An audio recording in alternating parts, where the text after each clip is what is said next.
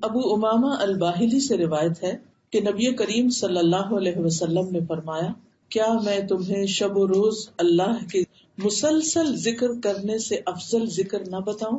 کیا میں تمہیں دن رات اللہ کے مسلسل ذکر کرنے سے افضل ذکر نہ بتاؤں؟ یعنی ایسا ذکر جو اس سے بھی بڑھ کر ہو کہ جو شخص دن اور رات ذکر کرتا ہی چلا جا رہا ہے. یعنی دو لوگ ہیں، ایک وہ جو دن رات ذکر کر رہا ہے اور ایک وہ جو یہ ذکر کر رہا ہے، اس کو پڑھ رہا ہے. اس تسبیح کا پڑھنا اس سے بھی افضل ہے. تو یہ کارڈ آپ کو جو دیا گیا ہے، اس کو آپ لے جا کر یا تو اپنے فریج پہ لگا دیجئے یا اپنے بیڈ روم میں سائڈ ٹیبل کے ساتھ کہیں لگا دیجئے. کوئی بھی ایسی جگہ اس کا انتخاب کیجئے کہ جہاں لازماً آپ کی نظر اس پہ پڑے. اس سے فائدہ یہ ہوگا کہ پھر آپ اس کو پڑھنا نہیں بھولیں گے. اور اگر آپ یہ پڑھ لیں گے تو انشاءاللہ اگر باقی اوقات میں آپ کسی مصروفیت کی وجہ سے اللہ سبحانہ وتعالیٰ کا ذکر نہ بھی کر سکے تو انشاءاللہ یہ کمی پوری کر دے گا. ٹھیک ہے، تو بہت ہی کام کی فائدے کی چیز ہے. اور ویسے بھی ہم سب جانتے ہیں کہ اللہ کا ذکر دلوں کے اطمینان کا باعث ہو. تو ہم سب مل کے اس کو پڑھتے ہیں. میں آپ کو کہلواتی ہوں، ایک دفعہ آپ اس کو پڑھ لیجئے تاکہ اسپیلنگ وغیرہ ٹھیک ہو جائے. الحمدللہ عدد ما خلق، الحمدللہ ملء ما خلق، الحمدللہ عدد ما فی السماوات وما فی الارض، الحمدللہ عدد ما احصى کتابہ، والحمدللہ علی ما احصى کتابہ، والحمدللہ عدد کل شیء، والحمدللہ ملء کل شیء. اس کا ترجمہ ہے، میں اللہ کی تعریف کرتا ہوں اس کی مخلوق کی گنتی کے برابر. مخلوقات میں کیا کیا ہے؟ آسمان، زمین، چاند، ستارے، سمندر، دریا، پہاڑ، درخت، ہر چیز، یو نیم اٹ، سب اللہ ہی کی مخلوق ہے، اللہ ہی کی پیدا کرتا ہے، اللہ سبحانہ و تعالیٰ ہی کی بنائی ہوئی. اب آپ دیکھیے کہ ایک تسبیح آپ وہ کرتے ہیں جو آپ اپنے ہاتھ سے کرتے ہیں، ہاتھ سے سبحان اللہ سبحان اللہ سبحان اللہ، الحمدللہ الحمدللہ الحمدللہ، بہت اچھی بات ہے. لیکن ایک آپ یہ کہتے ہیں کہ میں اللہ کی تعریف اتنی بار بیان کرتا ہوں جتنی اس کی مخلوق کی تعداد ہے. ہم گن سکتے ہیں کتنی تعداد ہے؟ اگر ان ساری مخلوق کی ایک تسبیح بنائے تو ہماری زندگی ختم ہو جائے اور ہم اس کا ایک چھوٹا سا حصہ بھی نہ پڑھ سکیں. پھر ہے الحمدللہ ملء ما خلق، میں اللہ کی تعریف کرتا ہوں جس سے اللہ کی مخلوقات بھر جائیں، یعنی زمین و آسمان کے درمیان جو فضا ہے ساری کی ساری بھر جائے، اتنی زیادہ تعریف کرتا ہوں میں اللہ کی. پھر ہے الحمدللہ عدد ما فی السماوات وما فی الارض، میں اللہ کی تعریف کرتا ہوں ان چیزوں کی گنتی کے برابر جو آسمان اور زمین میں ہے. کوئی شخص یہ کہہ سکتا ہے کہ بھئی ابھی تو ساری مخلوق کی بات ہو گئی، تو پھر اس کے بعد دوبارہ آسمان اور زمین کی الگ الگ کیوں بات ہو رہی؟ تو ایسا ہوتا ہے، کلام کا ایک اسلوب ہوتا ہے کہ کل کے بعد جز کی بات بھی ہوتی ہے، پھر اس کی تفصیل کی بات بھی ہوتی ہے. کیونکہ جس انسان کا دل بھرے ہی نہ اللہ کی تعریف کر کے، پھر وہ مختلف طریقوں سے اپنے جذبات کا اظہار کرتا ہے اور اس بات کو دہراتا ہے. پھر ہے الحمدللہ عدد ما احصى کتابہ، میں اللہ کی تعریف کرتا ہوں ان چیزوں کی گنتی کے برابر جنہیں اس کی کتاب نے شمار کیا، یعنی لوح محفوظ میں جو کچھ لکھا ہوا ہے. والحمدللہ علی ما احصى کتابہ، اور میں اللہ کی تعریف کرتا ہوں اس پر جو اس کی کتاب نے شمار کیا، یعنی اس کی کتاب نے کیا کچھ نہیں لکھ چھوڑا. لوح محفوظ میں کیا کچھ لکھا ہوا ہے؟ کل کبیر و صغیر مستطر. تقدیر پر ایمان لانے کا حصہ ایک یہ ہے کہ ہم اس بات کو مانیں کہ سب کچھ جو بھی ہے اللہ نے بنایا. سب چیزیں جو اللہ نے بنائی وہ اللہ کے علم میں ہے. اللہ سبحانہ و تعالیٰ کے علم سے چھپی ہوئی کوئی بھی چیز نہیں. کوئی بھی چیز زمین یا آسمان کی چاہے ذرے کے برابر ہو، اللہ کے علم سے غائب نہیں ہو سکتی. سب کچھ اس کو معلوم ہے. پھر تقدیر پر ایمان لانے کا ایک حصہ یہ بھی ہے کہ جو اللہ کا علم ہے وہ اس کی کتاب یعنی لوح محفوظ میں سب لکھا ہوا بھی ہے. یعنی اللہ سبحانہ وتعالیٰ کا یہ علم جو اس کی مخلوقات کے بارے میں وہ سب لکھا ہوا ہے. تو اس پر اللہ کی تعریف کہ اس کی کتاب میں کیا کچھ لکھا ہوا ہے. کوئی چیز ہے ہی نہیں کہ جو اس سے چھٹ گئی ہو، ہر چیز لکھی. اب آپ دیکھیے کہ ہر چیز کی جو تفصیل ہے وہ ہمیں معلوم ہے. ہمیں تو کچھ بھی معلوم نہیں. ہمارے جسم کے اندر کتنے سیلز ہیں، کیا ان کی تعداد ہم جانتے ہیں؟ ہم نہیں جانتے. کیا ہم جانتے ہیں کہ اللہ سبحانہ وتعالیٰ نے آسمانوں میں کتنے ستارے بنائے ہم نہیں جانتے. صرف زمین کے ایک پلانٹ پر جتنی ریت ہے اس کے ذرات کی تعداد کیا ہے، کیا ہم جانتے ہیں؟ ہرگز نہیں جانتے. لیکن اللہ سبحانہ وتعالیٰ ہر چیز کا صحیح مکمل کلی علم رکھتا ہے. اب جب آپ یہ کہتے ہیں کہ میں اس کی تعداد کے برابر تعریف کر رہا ہوں اللہ کی، تو اس سے آگے کوئی تعریف ہو سکتی؟ انسان اس سے آگے کچھ نہیں کہہ سکتا. ہاں، اللہ سبحانہ وتعالیٰ جیسے اپنی تعریف کرے وہی اس کا حق ادا کر سکتا ہے، ہم اس کا حق ادا کر ہی نہیں سکتے. والحمد للہ عدد کل شیء. پھر بات وہی ہے، انداز مختلف ہے اپنے جذبات کا اظہار کرنے کا، اور اللہ کی تعریف اور تعریف اللہ ہی کے لیے ہر چیز کے عدد کے برابر، ہر چیز کی تعداد کے برابر، ہر چیز کی گنتی کے برابر. والحمد للہ ملء کل شیء، اور میں اللہ کی تعریف کرتا ہوں جس سے ہر چیز بھر جائے. تو اصل میں یہ تو ایک محبت کا انداز ہے. جو شخص اللہ سے محبت کرتا ہے وہ اس کی تعریف کیے بغیر رہ ہی نہیں سکتا. دیکھیے، ہم جس سے بھی محبت کرتے ہیں، کوئی بھی چیز آپ لیجئے اللہ ہی کی بنائی ہوئی چیزوں میں سے، کوئی پھول ہے، کوئی پہاڑ ہے، کوئی درخت ہے، کوئی انسان ہے، کسی بھی چیز سے جب ہم محبت کرتے ہیں تو پھر لا محالہ ہماری زبان پر اس کی تعریف آتی، اور ہم اس کی تعریف کرتے ہوئے تھکتے ہی نہیں، کرتے چلے جاتے ہیں. کبھی ایک انداز سے، کبھی دوسرے انداز سے. آپ نے دیکھا ہوگا کہ ماں کو اپنے بچے سے جیسے محبت ہوتی ہے تو وہ اس محبت کے اظہار میں اس بچے کے کتنے کتنے نام رکھ دیتی اور کیسے کیسے اس کو بلاتی، اور پھر بھی اس کا دل نہیں بھرتا. یہ قدرتی سی بات ہے. تو جس شخص کو اللہ سبحانہ و تعالیٰ سے محبت ہو، پھر یہ ہو ہی نہیں سکتا کہ وہ اس کی تعریف کرتے کرتے کبھی تھکے، یا اس کی تعریف سے کبھی اس کا دل بھرے. دل بھر ہی نہیں سکتا، ہم حق ادا کر ہی نہیں سکتے. لہذا یہ ایک چھوٹا سا اظہار محبت ہے، اظہار تعریف ہے، تعریف کا ایک انداز ہے جو ہماری زبان تو بیان کرنے سے قاصر ہے. یہ بھی اللہ کے رسول صلی اللہ علیہ وسلم کا ہم پر احسان ہے کہ انہوں نے ہمیں یہ الفاظ سکھا دیے. اب ہمارا کام بس اتنا ہی ہے کہ ہم ان کو پڑھ تو لیں، اور سمجھ کے پڑھیں گے تو اور زیادہ اجر و ثواب ہوگا. اور اگر ہر روز کم از کم ایک دفعہ اس کو پڑھ لیں، زیادہ دفعہ بھی دل چاہے تو زیادہ دفعہ پڑھ لیں، لیکن کم از کم ایک دفعہ پڑھ لیں، فائدہ آپ ہی کو ہوگا، دل آپ ہی کا سکون میں آئے گا اور دل آپ ہی کا خوش ہو جائے گا. تو اس میں بخل نہ کیجیے گا، اللہ سبحانہ و تعالیٰ کی تعریف میں بخل نہ. اور پھر ہم جب لوگوں کی تعریف کرتے رہتے ہیں تو بعض اوقات اللہ کی تعریف بھول جاتے ہیں، پیچھے چلی جاتے ہیں، کبھی اس کی بات، کبھی اس کی بات، کبھی اس کی بات. ہماری باتیں عام طور پر کیا ہوتی، یا کسی کی غیبت ہوتی یا کسی کی تعریف ہوتی، اللہ کا ذکر کم ہی کرتے. تو اس کمی کوتاہی کا ازالہ اسی طرح ہو سکتا ہے کہ ہم کم از کم ایسی دعائیں پڑھتے رہیں. ٹھیک ہے، پھر اب ہم سمجھ کے اس کو دوبارہ پڑھتے ہیں. الحمد للہ عدد ما خلق، الحمد للہ ملء ما خلق، الحمد للہ عدد ما فی السماوات وما فی الارض، الحمد للہ عدد ما احصى کتابہ، والحمد للہ علی ما احصى کتابہ، والحمد للہ عدد کل شیء، والحمد للہ ملء کل شیء. سب کے پاس ہے نا کارڈ؟ اگر نہیں تو ضرور لے لیجیے، بلکہ اپنے بچوں کو بھی سکھائیے، اپنے دوستوں کو، اپنے رشتے داروں کو، سب کو خیر بانٹیے. اس کی وجہ یہ ہے کہ جب وہ بھی پڑھیں گے اس کو اور آگے سے آگے سکھائیں گے، بتائیں گے، تو جتنے لوگ بھی یہ کریں گے وہ اس کا سارا ثواب بھی آپ کو ملے گا. تو اپنے ثواب میں اضافہ کیجیے دوسروں کے ساتھ اس خیر کو بانٹ کر، اس کو شیئر کر کے. ٹھیک ہے، چلیے اب ہم مین لیکچر کی طرف آتے ہیں.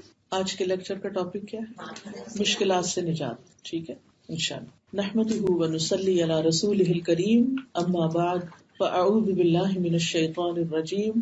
بسم اللہ الرحمن الرحیم. رب اشرح لی صدری ویسر لی امری واحلل عقدۃ من لسانی یفقہوا قولی.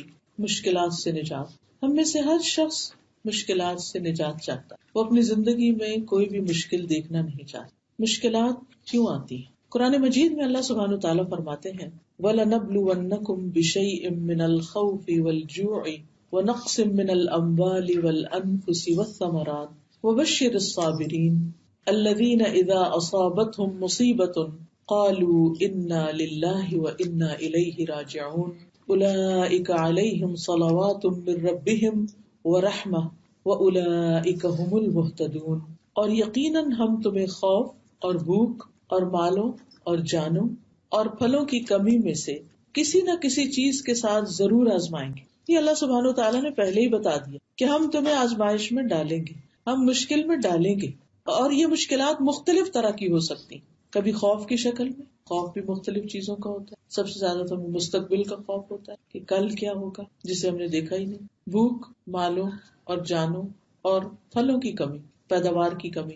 کبھی یہ سب کچھ ہوتا ہے، خریدنے کی طاقت نہیں ہوتی، اور کبھی آپ خریدنا چاہتے ہیں تو چیزیں میسر نہیں ہوتی. اور صبر کرنے والوں کو خوشخبری دے دو. وہ لوگ کہ انہیں کوئی مصیبت پہنچتی ہے تو کہتے ہیں بے شک ہم اللہ کے لیے ہیں، بے شک ہم اللہ کے لیے ہیں. یعنی مصیبت آنے پر اللہ سے ناراض نہیں ہوتے، بلکہ کیا کہتے ہیں؟ ہم اللہ کے لیے. کیا مطلب ہے اس بات کا کہ ہم اللہ کے لیے؟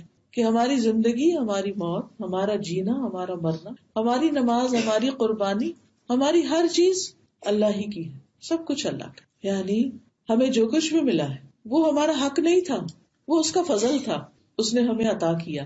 اگر اس میں سے وہ کچھ لے لیتا ہے تو ہمیں اس پر کوئی ناراضگی نہیں. دکھ اور تکلیف تو قدرتی بات ہے، کسی بھی نعمت کے جانے یا اس میں کمی ہونے یا اس کا نقصان ہونے سے تکلیف تو ہوتی ہے انسان کو. لیکن مومن کا شیوا کیا ہوتا ہے؟ مومن کا طریقہ کیا ہوتا ہے؟ مومن کیا کرتا ہے؟ وہ کہتا ہے کہ یہ سب کچھ تو اللہ ہی کے لیے، اور پھر وَإِنَّا إِلَيْهِ رَاجِعُونَ، اور بے شک ہم اسی کی طرف لوٹنے والے. اگر کوئی چیز اس نے ہمیں دی اور ہم سے لے لی تو ہم تو خود بھی ایک دن جانے والے ہیں. یہ وہ لوگ ہیں جن پر ان کے رب کی طرف سے کئی مہربانیاں اور بڑی رحمت ہے. گویا مومن پر جب مشکل آتی ہے تو اس کا رویہ مختلف ہوتا ہے. وہ اس مشکل کو بھی اپنے لیے رب کی مہربانی سمجھتا ہے کہ اس کے ذریعے بھی میرا رب مجھے کچھ سکھانا چاہتا ہے، اس کے ذریعے بھی میرا رب میرا تزکیہ کرنا چاہتا ہے، اس کے ذریعے بھی میرا رب میرے درجات بلند کرنا چاہتا ہے، اس کے ذریعے میرا رب مجھے کامیابی کی راہ پہ لگانا چاہتا ہے، مجھے پہلے سے بہتر انسان بنانا چاہتا ہے. کیونکہ مشکلات سے نکل کر انسان جس طرح نکھرتا ہے اور جس طریقے سے وہ گرو کرتا ہے وہ اس کے بغیر کر ہی نہیں سکتا. مشکلات کی بھٹی کھرے کھوٹے کو الگ کر دیتی ہے، ہمارے اپنے اندر کے کھرے کھوٹے کو بھی اور لوگوں کے کھرے کھوٹے کو بھی، کہ کون ہمارا ہے، کون ہمارے لیے مخلص ہے اور کون ہمارے لیے اخلاص نہیں رکھتا، کون ہمارا دوست ہے، کون ہمارا دشمن ہے. یہ اچھے حالات میں نہیں پتہ چلتا، کیونکہ اچھے حالات میں تو اچھے برے سبھی لوگ ساتھ ہوتے ہیں، لیکن مشکل حالات میں صرف وہی ساتھ ہوتا ہے جو صحیح معنوں میں آپ کا دوست ہوتا ہے. تو اللہ تعالیٰ فرماتے ہیں کہ یہ وہ لوگ ہیں جن پر رب کی طرف سے بڑی مہربانیاں ہیں. ابھی تو مشکلات آئی تھی اور رب ان کو مہربانیاں کہہ رہا. ہاں، مشکل بھی مہربانی ہی ہوتی ہے، وہ بھی اس کی محبت ہی کا ایک انداز ہو، اور جس سے وہ جتنی زیادہ محبت کرتا ہے اس کو اتنی ہی بڑی مشکل میں ڈالتا ہے، کیونکہ اس کے درجے وہ اتنے ہی زیادہ بلند کرنا چاہتا ہے. سب سے بڑھ کر سب سے زیادہ مشکلات کس پر آئیں؟ انبیاء پر آئیں. کیا وہ اللہ کے محبوب نہ تھے؟ وہ اللہ کے قریب نہ تھے. اس کے باوجود اللہ سبحانہ وتعالیٰ نے ان کے درجات کی بلندی کے لیے ان کو مشکل میں ڈالا. اور پھر فرمایا یہی لوگ ہدایت پانے والے ہیں کہ جو مشکلات کا مقابلہ صحیح معنی میں کرنا جانتے ہیں. اور یہاں مشکلات کا مقابلہ کرنے کا طریقہ بتا دیا گیا ہے کہ انا للہ و انا الیہ راجعون. اب اس آیت کی روشنی میں دیکھیے کہ کیا واقعی ہم مشکل کو اپنے لیے رب کی مہربانی سمجھتے، یا صرف نعمت کو ہی مہربانی سمجھتے؟ صرف نعمت پا کر ہی ہم رب سے راضی ہوتے ہیں، یا تکلیف دہ حالات میں، مشکل حالات میں بھی ہم رب سے راضی رہتے؟ کیونکہ مشکل کے بعد جو شخص اللہ کی رضا پہ راضی ہو جاتا ہے، وَمَن يُؤْمِن بِاللَّهِ يَهْدِ قَلْبَهُ، اللہ اس کے دل کو ہدایت دے دیتا ہے، اس کو راہ دکھا دیتا ہے. وَأُولَٰئِكَ هُمُ الْمُهْتَدُونَ، ایسے ہی لوگ ہدایت پا جاتے ہیں. مشکلات کا آنا اللہ سبحانہ وتعالیٰ کے اذن سے ہوتا ہے، اور یہ اللہ کی سنت ہے، اللہ کا طریقہ ہے، اللہ کا فیصلہ ہے کہ دنیا میں انسانوں پر مختلف طرح کی آزمائشیں اور تکلیفیں آئیں گی. یعنی ایسا تو ہوگا ہی. جب انسان کو پہلے سے ہی پتا ہوتا ہے تو پھر وہ اپنے آپ کو اس کے مقابلے کے لیے تیار کرتا رہتا ہے. جیسے آج کل ٹھنڈی ہوا چل پڑی ہے تو اس سے آپ کو کیا پیغام مل رہا کہ سردی آ رہی ہے، سویٹر نکال لیں، تیار ہو جائیں اس کے مقابلے کے لیے. اور جو لوگ تیاری کر لیتے ہیں ان کے لیے کیا ہوتا ہے؟ مشکل وقت گزارنا آسان ہو جاتا ہے. اور جو تیاری نہیں کرتے پھر وہ روتے رہتے ہیں، وہ سردی کرتے رہتے ہیں، بیمار بھی پڑ جاتے ہیں، لیکن حاصل کچھ نہیں ہوتا. تو قرآن مجید میں اللہ سبحانہ وتعالیٰ نے یہ بتا کر ہم پر بڑی رحمت کی ہے کہ ہمیں بتا دیا گیا کہ آپ کو مشکلات کے لیے تیار رہنا ہے، اس کے مقابلے کے لیے اسٹیمنا بلڈ کرنا ہے، اپنے ایمان کو مضبوط کرنا ہے، اللہ سبحانہ وتعالیٰ پر اپنا توکل بڑھانا ہے، اس کی طرف رجوع کرنا ہے، کیونکہ حل بھی اسی کے پاس ہے، درجات بھی اسی کے پاس ہے، اور اس وقت میں رہنمائی بھی صحیح اسی سے مل سکتی ہے۔ سورۃ الانبیاء 35 میں اللہ تعالیٰ فرماتے ہیں کل نفس ذائقۃ الموت ونبلوکم بالشر والخیر فتنہ والینا ترجعون۔ ہر جاندار کو موت کا مزہ چکھنا ہے، ہر کھلا ہوا پھول ایک دن مرجھا کے رہے، سرسبز پتوں پر ایک دن خزاں آ ہی جاتی اور وہ گر جاتے اور ختم ہو جاتے۔ یہ ہمارے لیے عبرت کے نشان، یاد دہانی کا ذریعہ۔ یہ گرتے پتے ہمیں یاد دلاتے ہیں کہ ایک دن ہمارے گرنے کا بھی وقت آ جائے گا، اور جب تک دنیا میں ہے تو وَنَبْلُوكُمْ بِالشَّرِّ وَالْخَيْرِ، خیر اور شر دونوں چیزوں سے ہم تمہاری آزمائش کرتے رہیں گے، امتحان لیتے رہیں گے کہ تم اچھے حال میں رب کو کتنا یاد رکھتے ہو اور مشکل وقت میں اس کو کتنا یاد رکھتے ہو۔ وَإِلَيْنَا تُرْجَعُونَ، اور ہماری طرف ہی تم لوٹائے جاؤ گے، مرنے کے بعد واپسی ہماری ہی طرف۔ اس کا مطلب کیا ہے؟ اس کا مطلب یہ ہے کہ جب تم ہمارے پاس آؤ گے تو پھر ہم تمہیں اس پر جزا یا سزا دیں گے کہ تم نے ان حالات میں کیا کیا۔ حالات کیسے بھی ہوں، ہم سب کو مسلسل اپنا محاسبہ کرتے رہنا چاہیے، اپنا جائزہ لیتے رہنا چاہیے کہ آج کے اس دن اس وقت میں میرا طرز عمل کیا ہے۔ اگر میں اس وقت اللہ کے گھر میں بیٹھی ہوں، ایک مسجد میں بیٹھی، علم کی ایک مجلس میں بیٹھی، تو اس وقت میرا دل کہاں ہے، میرا طرز عمل کیا ہے، میں اس سے کتنا فائدہ اٹھا رہی، میں یہاں سے کیا سمیٹ رہی، اس نعمت پر اللہ کی کتنی شکر گزار۔ اور اگر گھر میں جا کر کچھ کام کی زیادتی ہو جائے، آپ تھک جائیں، مشکل پیش آ جائے، تو اس وقت بھی آپ کا جائزہ لیا جا رہا ہے، آپ ایک امتحان میں ہیں کہ اب آپ کا طرز عمل کیا ہے، اب اس وقت میں آپ کیا بولتے ہیں، کیا کہتے ہیں، اب آپ کے اخلاق کا مقام یا اخلاق کا لیول کیا ہے، آپ کس طرح بہیو کر رہے ہیں اپنے بچوں کے ساتھ، بڑوں کے ساتھ، اپنے کام کے ساتھ، ایون اس بے جان مخلوق کے ساتھ کہ جس کو ہم بعض اوقات غصے میں آ کے، تھکاوٹ میں آ کے پٹخاتے رہتے ہیں اور ابیوز کرتے ہیں۔ تو یہ بھی دراصل ایک امتحان ہے۔ ہر دن میں یہ دونوں طرح کی کیفیات ہم پر آتی۔ ضرورت اس بات کی ہے کہ ہم اپنا جائزہ لیتے رہیں کہ ہم کہاں کھڑے ہیں، کیونکہ یہ تو اللہ تعالیٰ کی طرف سے طے شدہ بات ہے کہ مشکلات آئیں گی، کیونکہ ما اصاب من مصیبت فی الارض ولا فی انفسکم الا فی کتاب من قبل ان نبرأها ان ذلک علی اللہ یسیر لکی لا تأسوا علی ما فاتکم ولا تفرحوا بما آتاکم۔ کوئی بھی مصیبت جو زمین میں آتی یا خود تمہارے نفسوں کو پہنچتی، یعنی باہر کا طوفان ہو یا اندر کا طوفان ہو، وہ پیدا کرنے سے پہلے ہی ایک کتاب میں لکھی ہوئی، یعنی کچھ چیزیں اللہ تعالیٰ کی طرف سے طے شدہ ہیں کہ یہ ضرور ہو کر رہے گی۔ مثلا ہماری زندگی میں جو واقعات اور حادثات پیش آئے ہیں آج تک، وہ طے شدہ تھے کہ اس شخص کو اس اور اس امتحان اور سچویشن سے گزارا جائے گا، یہ دیکھنے کے لیے کہ یہ اس میں کرتا کیا ہے، کیونکہ آخرت میں اللہ تعالیٰ نے ایک بہت بڑا انعام تیار کر کے رکھا ہوا ہے جنت کی شکل میں، تو اس انعام کو پانے کے لیے مختلف امتحانات سے گزرنا ہے، اور اس سے بچ کوئی بھی نہیں سکتا۔ جس کا انعام بڑا ہے، جس کا مقام بڑا ہے، جس کا درجہ بڑا ہے، اس کی مشکلات بھی بڑی۔ اگر آپ پر دوسروں کی نسبت مشکلات زیادہ ہیں تو سیلف پٹی کا شکار نہ ہوں، اپنے آپ کو مظلوم نہ سمجھیں، یہ نہ سمجھے کہ اللہ سبحانہ وتعالیٰ نے نعوذ باللہ کوئی آپ کے ساتھ زیادتی کر دی، ہرگز نہیں۔ لا یکلف اللہ نفسا الا وسعها، اللہ تعالیٰ کسی بھی جان پر اس کی وسعت سے بڑھ کے بوجھ نہیں ڈالتا۔ اس نے آپ کو عین اسی سچویشن میں رکھا ہے جس میں آپ رہ سکتے تھے، اور پھر دیکھا یہ جا رہا ہے کہ اس میں آپ کرتے کیا، اس سے نبٹتے کیسے، اس پزل کو کس طرح حل کرتے۔ اور پھر یہ بھی کہ یہ بات بلا شبہ اللہ کے لیے آسان کام ہے، یہ اس لیے کہ جو کچھ تمہیں نہ مل سکے اس پر تم غم نہ کیا کرو، یہ سوچا کرو یہ اللہ نے میرے لیے لکھا ہی نہیں تھا۔ بعض اوقات ایسا ہوتا ہے نا، کوئی ڈگری آپ کرنا چاہتے ہیں یا کوئی خاص جاب کرنا چاہتے ہیں، کوئی خاص جگہ رہنا چاہتے ہیں، کوئی خاص گاڑی لینا چاہتے ہیں، کچھ بھی، کوئی بھی آپ کی تمنا خواہشات ہیں زندگی میں، لیکن وہ پوری نہیں ہو سکی، کوئی چیز ہاتھ میں آتے آتے ہاتھ سے نکل جاتی، چھٹ جاتی، تو انسان اس پہ غم ہی مناتا رہتا ہے، حسرت ہی کرتا رہتا ہے، افسوس کے ہاتھ ہی ملتا رہتا ہے، ریگریٹس کا ہی شکار رہتا ہے۔ اس وقت صرف ایک یہ جملہ کافی ہے سکون اور تسلی اور صبر کے لیے کہ اللہ نے یہ میرے لیے لکھا ہی نہیں تھا، یہ میرے لیے نہیں تھا، بعض اوقات ایسا ہوتا ہے نا، کوئی خاص جگہ ہوتی ہے جہاں ہم اپنے بچے کا رشتہ کرنا چاہتے ہیں، لیکن ہم سے پہلے کوئی اور وہاں پہنچ چکا ہوتا ہے، بات نہیں ہوتی، تو پھر اس پر افسوس اور غم اور پریشانی کی ضرورت نہیں. اگر اللہ کو منظور ہوتا اور وہ آپ کی قسمت میں خاص چیز ہوتی تو آپ کو مل جاتی. آپ نے کوشش کی لیکن کوشش کے باوجود آپ کو نہیں ملی تو وہ دراصل آپ کے لیے تھی نہیں. اب کسی اور کو اگر مل گئی تو اس پر بھی آپ کو حسد کی، ناراضگی کی، غصے کی ضرورت نہیں، بلکہ اس کو اللہ کا فیصلہ سمجھ کر اس پر راضی ہو، خوش ہوں کہ یہ اللہ سبحانہ تعالیٰ نے چیز فلاں کے لیے رکھی تھی، اللہ اس کو نصیب کرے اور دل سے اس کو مبارک دے اور خوشی کا اظہار کرے.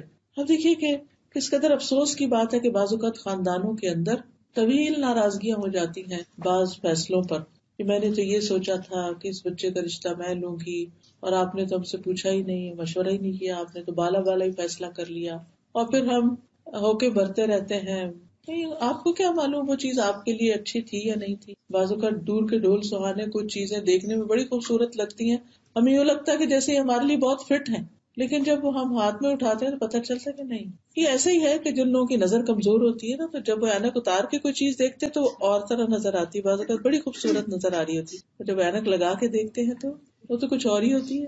تو کہتے اوہ میں کس قدر دھوکے کا شکار تھی. بالکل اسی طرح جب ہم میں بصیرت کی کمی ہوتی ہے تو ہمیں چیزیں اور طرح نظر آتی ہیں. پھر اللہ سبحانہ تعالیٰ وقت کے ساتھ ساتھ ہماری بصیرت میں اضافہ کرتا ہے تو وہی چیز کچھ اور نظر آتی ہے. اصل میں تو سمجھ کی بات ہے نا. عسیٰ ان تحبوا شیئا وہو شر لکم وعسیٰ ان تکرہوا شیئا وہو خیر لکم. ہو سکتا ہے ایک چیز تمہیں بہت پسند اور وہی تمہارے لیے بری ہو، اور ہو سکتا ہے ایک چیز